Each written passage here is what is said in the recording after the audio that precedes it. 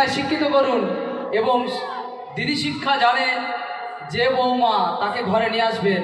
আর একটা কথা বললো না একটু আগে যে আপনারা মাদেরকে ভয় করে, এটা বাস্তব না অবাস্তব? ভয় করে কি করে না? আসলে পুরুষ জাতটা এমন, হ্যাঁ, ভয় করতেই হয়। আমিও ফেসে আছি এতে, শুধু আপনারা নয়, আমরা জানি সকলেই। দুই দিকটা আমাদের সামলাতে হয়, আমাদেরকে সব দিকটা সামলাতে হয়। সামলাতে সামলাতে কাকে কতটুকু সামলাবো, তো যাই হোক, আমাদেরকে সামলাতে হয়। আমরা জ্বালায় আছি, যার মাথায় এখনো চাপেনি সে কি বুঝবে? অনেক ভাই, যুবক ভাইরা আছেন এখানে, এখনো হয়নি, তো সাবধানতার সাথে করবেন। আল্লাহ যেন নেককার বিবি দান করে, যাকে নেককার বিবি দান করবে সে তো ধন্য হয়ে গেল।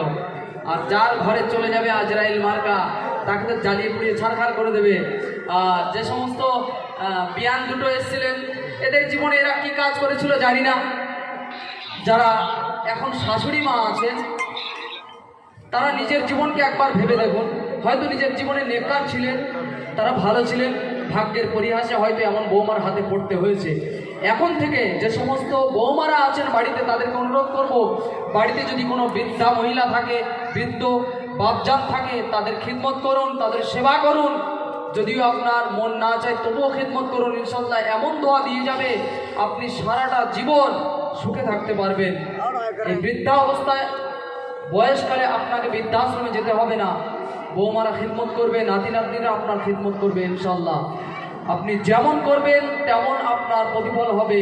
কারণ কোরআন বলে দিয়েছে, ফামান ইয়ামাল মিসকালা যাররাতিন খায়রান ইয়ারা ওয়া মান ইয়ামাল মিসকালা যাররাতিন শাররান ইয়ারা। যে যতটুকু ভালো আমল করবে সে সেটা দেখতে পাবে, যে যতটুকু খারাপ আমল করবে সেটাও দেখতে পাবে।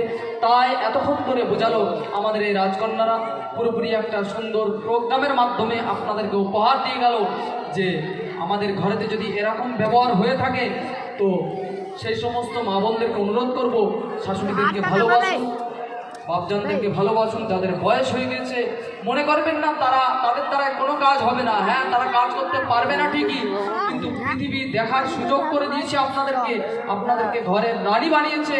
তাদের মাধ্যমে, তাদের সন্তানের মাধ্যমে আপনি একটা ঘর পেয়েছেন। যে নারীর বেঁচে থাকার অধিকার ছিল না, জাহিলিয়াতের যুগে আপনারা শুনেছেন কন্যা সন্তানকে জীবন্ত পুঁতে ফেলা হতো।